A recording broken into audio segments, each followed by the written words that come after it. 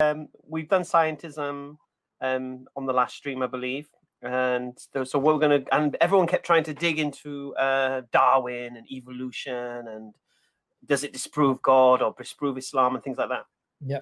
So I thought it'd be really cool if you explain to the people what Darwinism is, what the atheists think it is, and how inshallah that as Muslims we should we reconcile this idea. Hello people, in this video I will expose how Ahmed Subboor misleads the Muslim community in believing erroneous things about evolution. So, Ahmed Subboor is doing a huge disservice to the Muslim community, miseducating them, misinforming them about evolution. Something that I've been thinking about is the power of propaganda, right?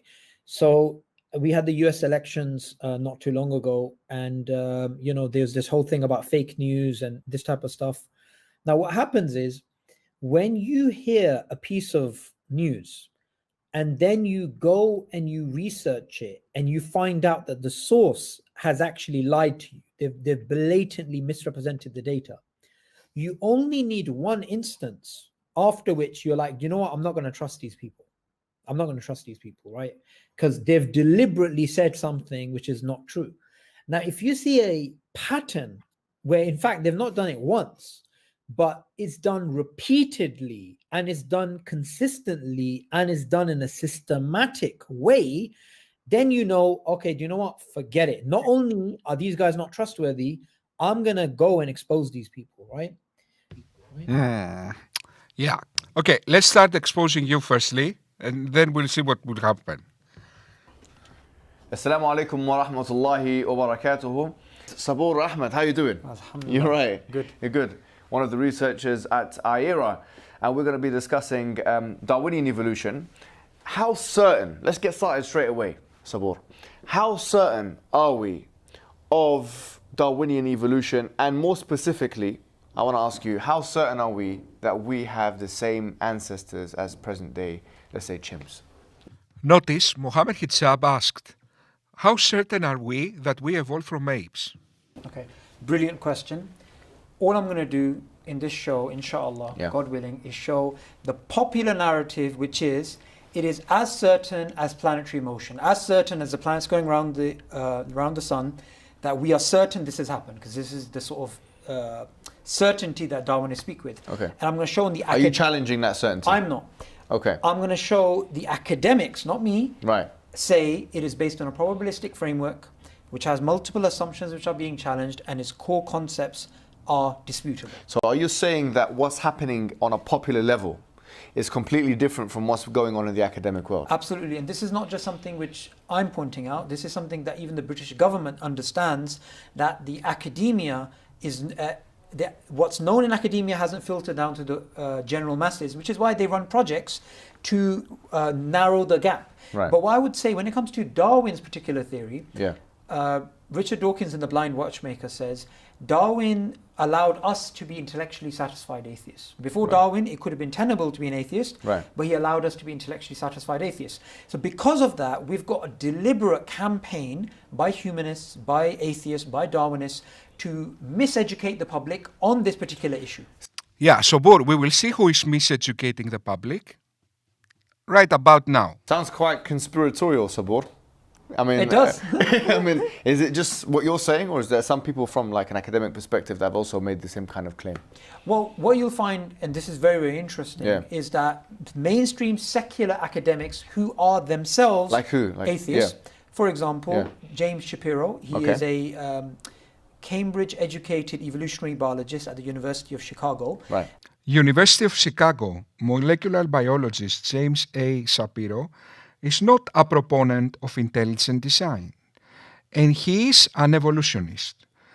But his new book, Evolution, A View from the 21st Century, is recommended reading for intelligent design proponents who have an interest in biological complexity. Shapiro is not a promoter of the classical modern neo-Darwinian model of evolution. Rather, he believes that, in a sense, biological organisms are programmed to evolve. That programming, he believes, ultimately did arise through Darwinian processes, unguided mutations preserved by natural selection. But he believes once this programming was in place, it fostered much of the rest of evolution. Oops!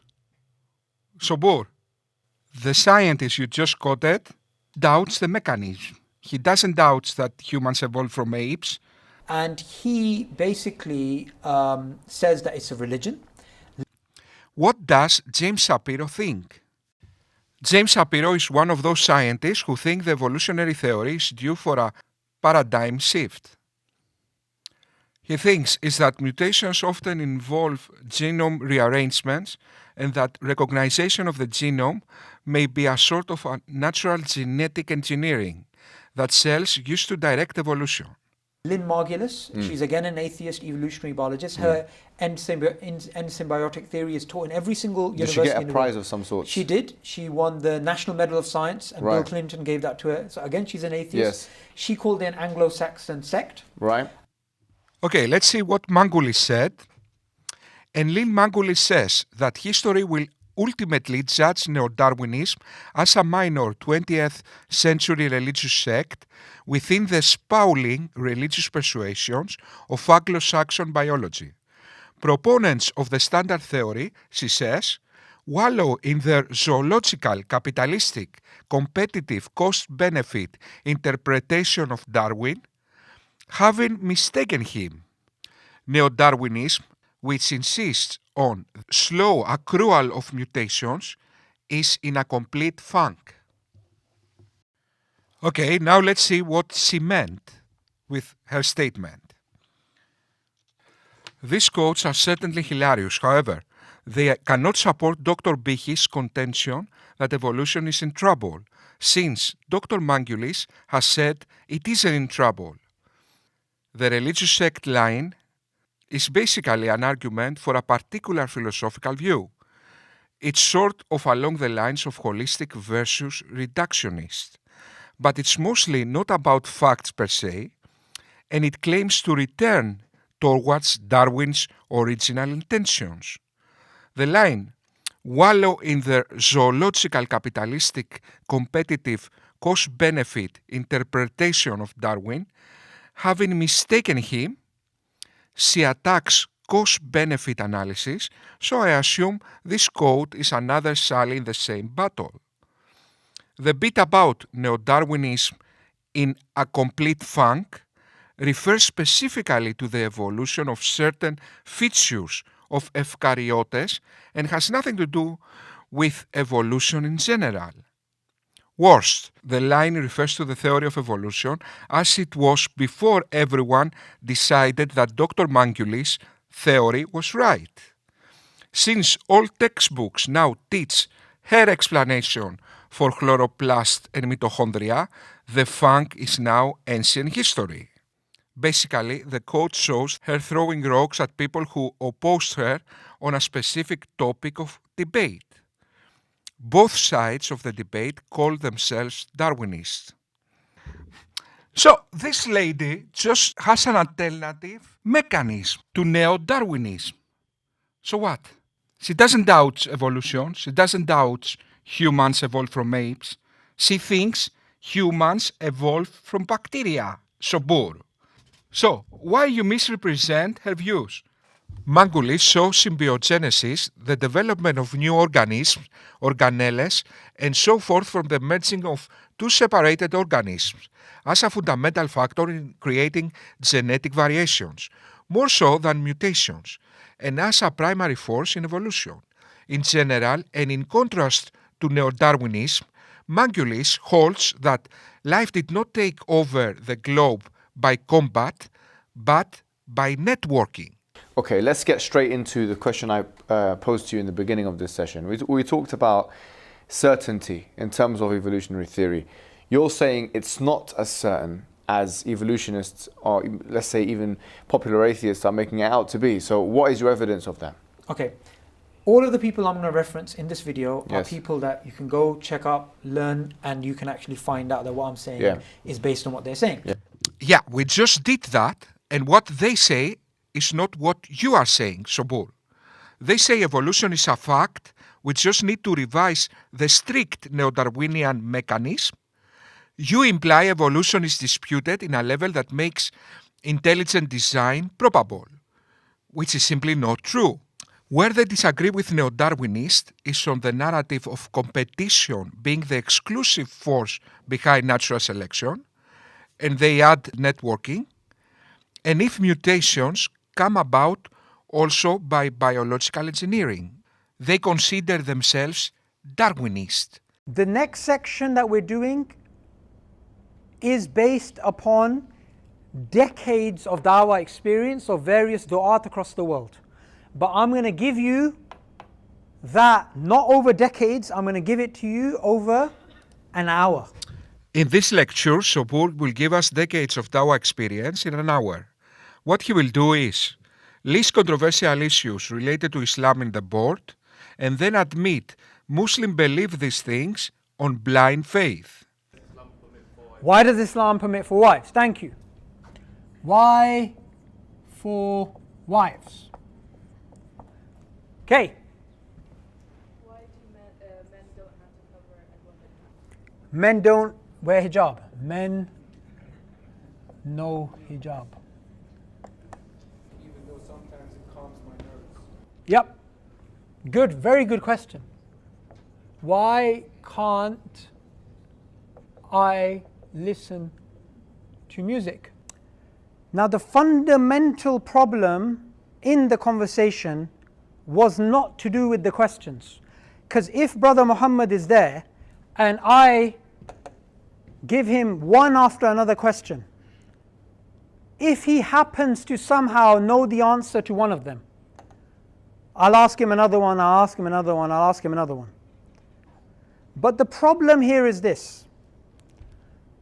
If you try and use your logic and your reasoning to try and give him an answer, then he can try and change the question and ask you in a different way. So for example, one of the ways that the question is answered about a man marrying 4 rather than women being able to marry 4 is historically there's always more women than men.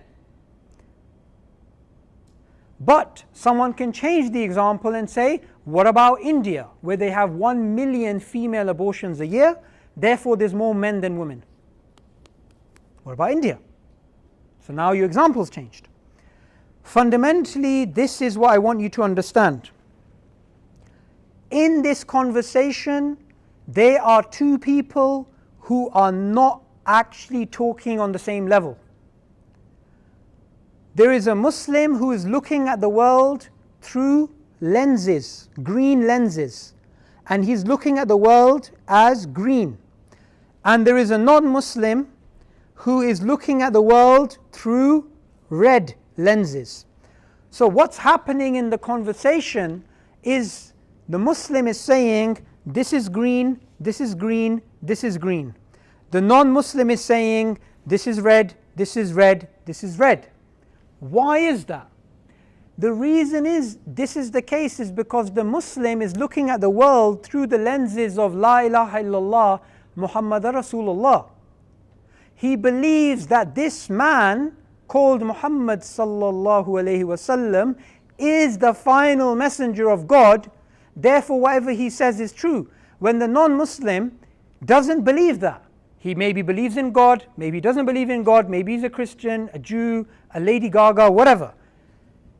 There are 2 people talking from a completely different perspective. For example, there was an atheist girl which I met at Speaker's Corner. I was speaking to her. She said, Okay, Subboor, now that you admitted in front of everybody that you are in fact the liar and deceiver, and you don't really care about truth, rather you only care about apologetics, please educate us about evolution. These people, right? Anybody who looks at the new atheist literature and the new atheist, and just to throw out a caveat out there, if you're not a new atheist and you don't want to defend new atheism and you think new atheism doesn't represent atheism, no problem. I'm happy with that. I mean, some atheists say that. However, the reason why I pick on new atheists is because they are the most aggressive evangelicals today, and they are the people who are the most vocal in attacking Islam as well. So if you look at their literature, if you look at their arguments, you can look at this through their main book, the God Delusion, or you can look at it through God the Failed Hypothesis, or End of Faith. What else? Did the universe come from nothing? Universe from nothing. I mean, you look at their literature and you start to see a very powerful narrative. And the narrative is that Darwinian evolution has made God redundant. That's a very prevailing paradigm. The number one argument for theism for centuries was the apparent design in the living world. Darwinian evolution explains that without the need of God. In that sense, Darwinian evolution made God redundant, and I cannot see how anything you said challenged that. Let's see Richard Dawkins explaining that.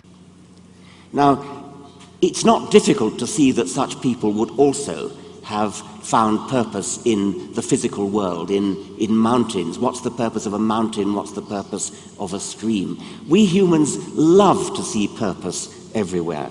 And it's one of the great achievements of science, I think especially Darwin, but other scientists as well, to show that the impulse that we have to see purpose in anything doesn't work. And he did it not with the easy things like mountains. I mean, essentially any fool could see that mountains don't have a purpose. He did it with living things. And living things on the face of it have purpose written all over them. We look at a bird's wing, an engineer looks at a bird's wing, an albatross wing, say, and sees that it's perfectly designed for the particular way of flying that albatrosses have. Swifts have a different way. You look at an eye, you look at a heart, you look at a kidney. Everything looks designed. The Reverend William Paley himself, who was one of the earliest, one of the most coherent, I should say, advocates of this point of view, elevated the living world as being the most important place where you can find evidence for, as he thought, a deity. Don't look at astronomy, he said, look at living things. But what Darwin did was to show that even the worst case, even the most difficult case, that's the living case, has a perfectly rational, simple explanation. You do not need to resort to the idea of a designer. That was an astonishing intellectual achievement. Something as complicated as an eye, something as complicated as a heart, even a brain. Who would have thought that by the laws of physics, unaided, unviolated, just filtered through this brilliant process of natural selection, evolution by natural selection, that the blind laws of physics could produce the illusion of design as complicated and as persuasive as we see in the living world.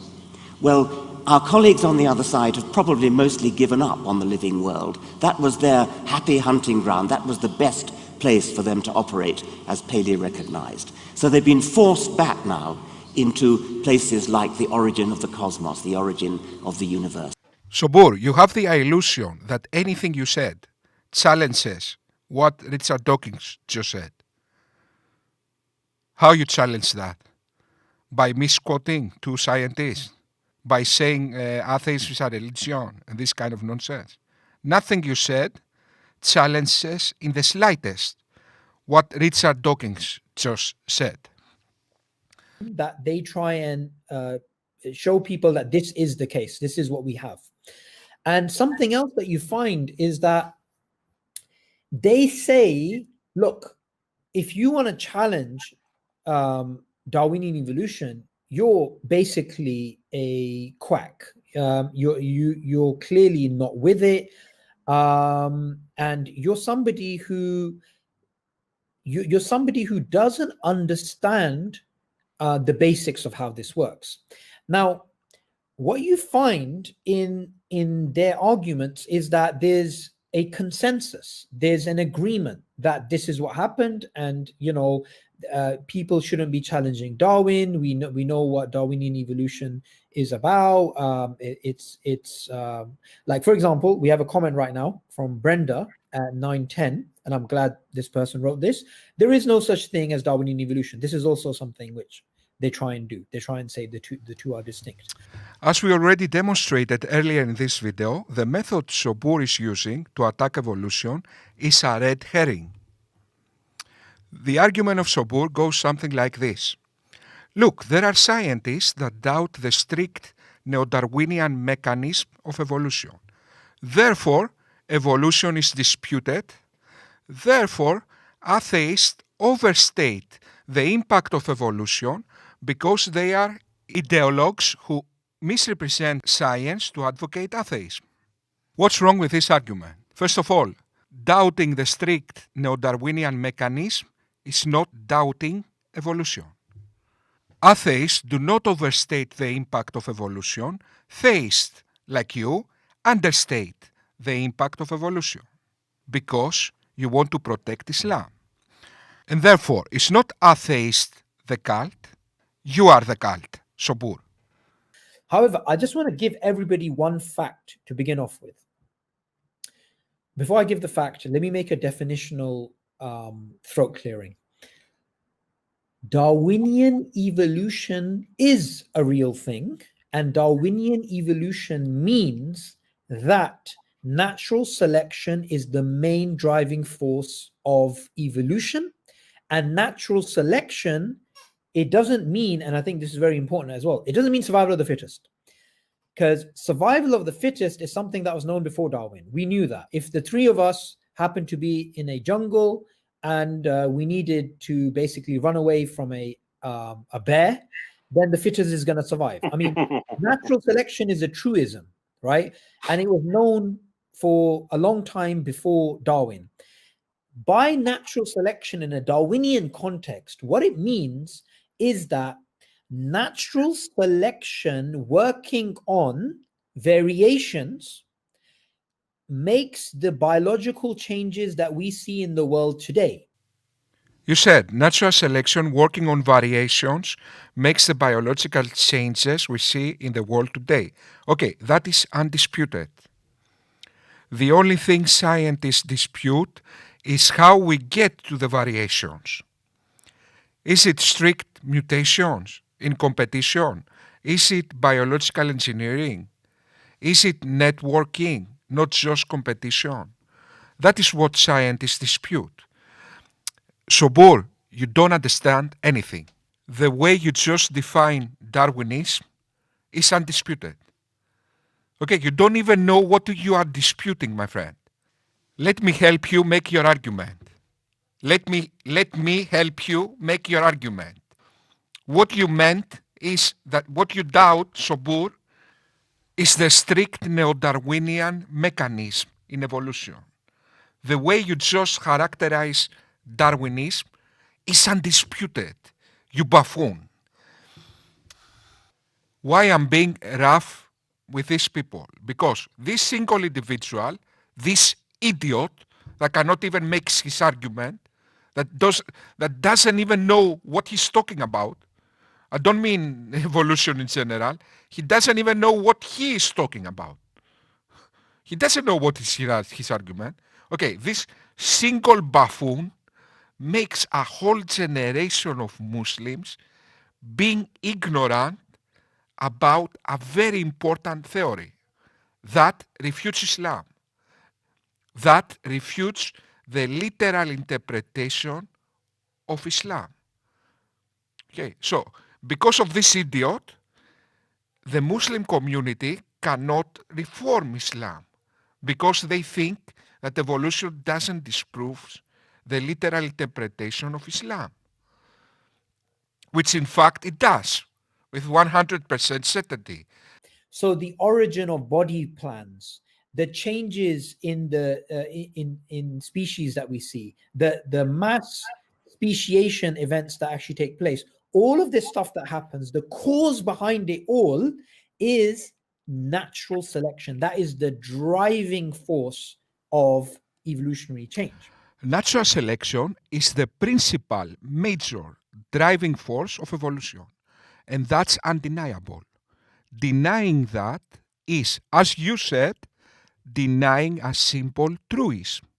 Let me explain why. In this kind of environment, what bear has more chance to survive? The prey of the black bear can see the bear from 10 miles away. Okay, so the white bear has more chance to survive. Therefore, more chance to pass on its genes. Therefore, more chance the next bears will be white. Simple as that. That's, as you said, undeniable. So, natural selection being the main driving force of evolution is undeniable. Please continue. Let's see where you have your objection. What's interesting is that when Darwin came up with this idea in 1859, before he went public in 1858, he first went to the Royal Society. The Royal Society is a society in London, which is the most prestigious scientific society in the world. It's the oldest society in the world as well. And what he did is he presented his paper on natural selection being the driving force of evolutionary change. Now, in 2016, over 150 years after Darwin published The Origin of Species at the conference in 1858, they had a conference, and the conference was essentially about, was Darwin right about natural selection being the main driving force of evolution? Meaning over 150 years after he published it, they're still discussing, was he right? Now, that's very different to the public perception of the homogeneous agreement between everybody in the biological community that natural selection is the driving force of evolution. You, Subboor, 11 months ago, made a lecture, The Forbidden Prophecies of Prophet Mohammed, where you describe how the prophecies of Prophet Muhammad are true. So, 1,400 years later, you still debate. According to your argument, that means Islam is not true then. Okay, that's how powerful is your argument.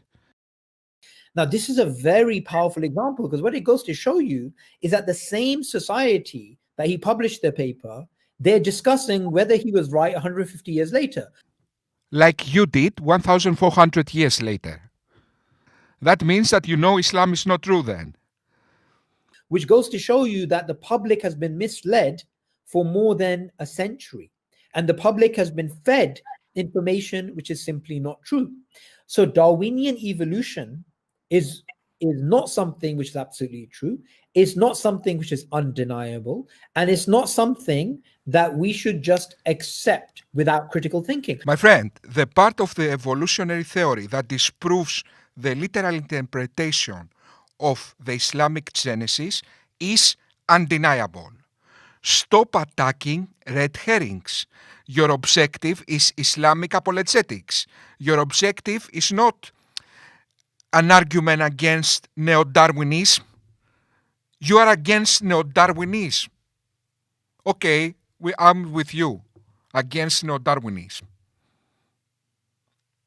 You disproved neo-Darwinism.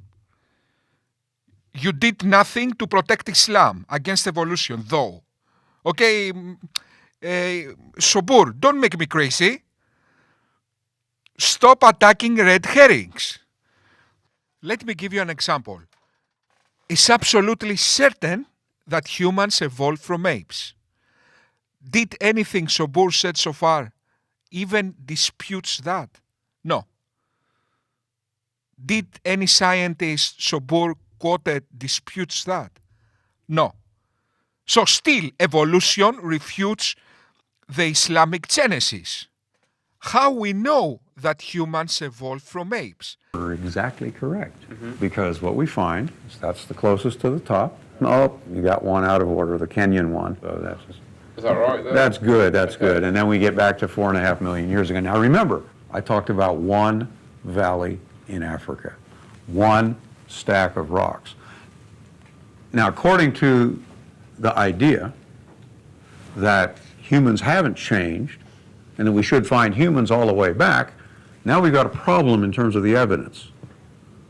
Okay, nobody disputes the evidence, Subboor. They just argue, debate how do we got to this evidence.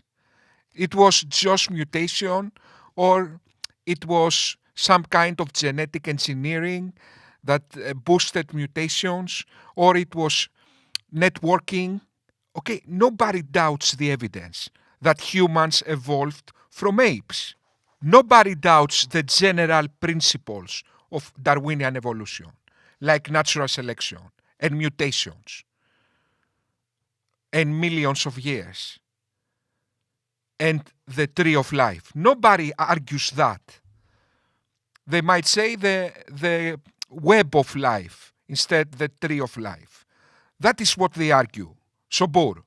Now, when you go to universities, and universities are places of free thinking, of us being able to freely express ourselves and whatnot, what you find in universities is actually that there's certain holy cows which are untouchable, right?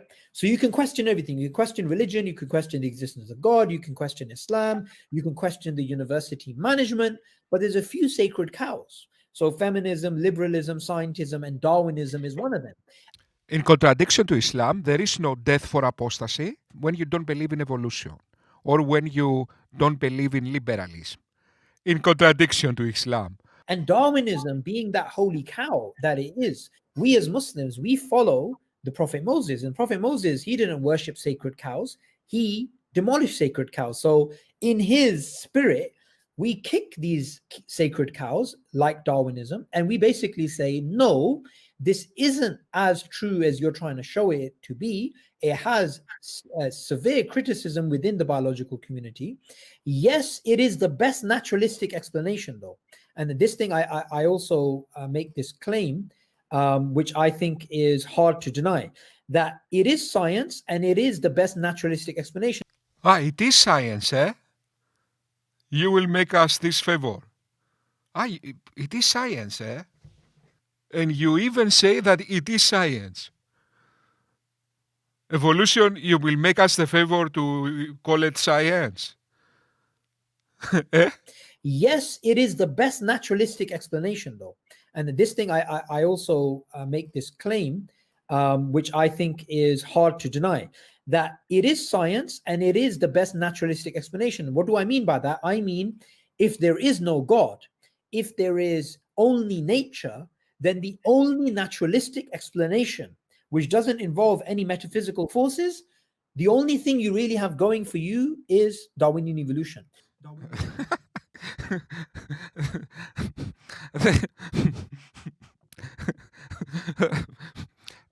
The only thing you have going for you, except ghosts and aliens, the only thing you have going for you, except the supernatural, except fairies, ghosts, and dragons, is evolution. Wow. That's the only thing that is going for us. That little thing, eh? All reality. So for us, is the only thing we've got is the physical world. The tragedy. Let me cry. I only have the physical world. You only have the physical world. You just admitted, my friend. You said that evolution is the best explanation we have, except magic. That is what you said just now. Okay, so that is what you say to the Muslim community? Guys, if you see what Muslims think listening to Subboor, they think evolution is a crackpot theory. Okay, only people with tinfoil hats believe in evolution. Homeless people believe in evolution. Only people, with hats and medications believe in evolution. People who believe in evolution usually do something like this. Let me take my medication. And I believe in evolution now. So Who is misrepresenting things? Let's see again your main argument. You just admitted that if you exclude the supernatural, evolution is practically a no-brainer, which is true. Proponents of intelligent design, like Michael Behe, cannot even convince the education system to add intelligent design even as an alternative to evolution, not even as a mention. Yet, you deceive the Muslim community thinking evolution is a crackpot theory, laughed out of the table by academics. Now, there are other models that they're trying to put forward, right? There's neo-Lamarckism, there's neo-mutationism, there's natural genetic engineering, and so on and so forth. However, from a purely naturalistic point of view, there is absolutely nothing that can be better than Darwinian evolution within science, because it gives you an all-encompassing paradigm.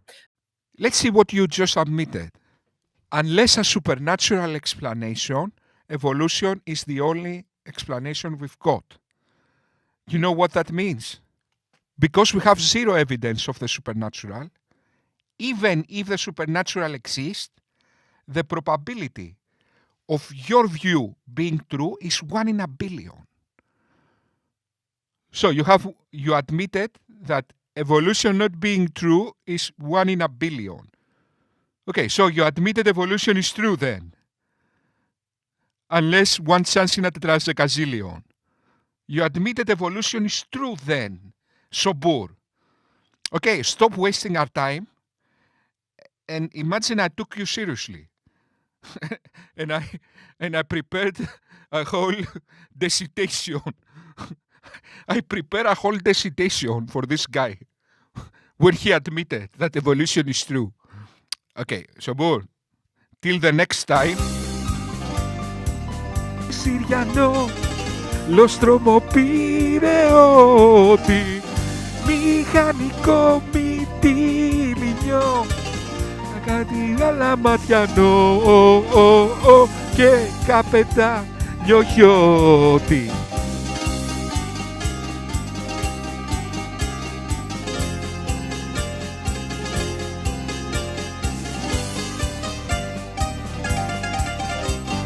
Πάρε και τον αυγερινό δικό σου καμαρίνι και το φεγγάρι ήταν γύρω για τη μονιέρη πρώτο.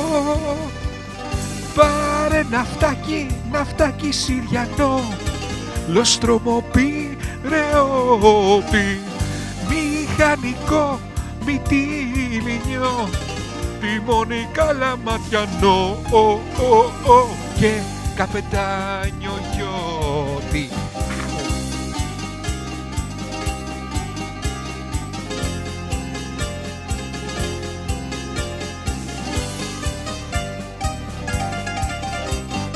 Κι εγώ θα φύγω, λαλά, μας τώρα στα σκαλιά σου, για να σου κτίσει μια χρυσή φωλιά μες στη φωλιά σου.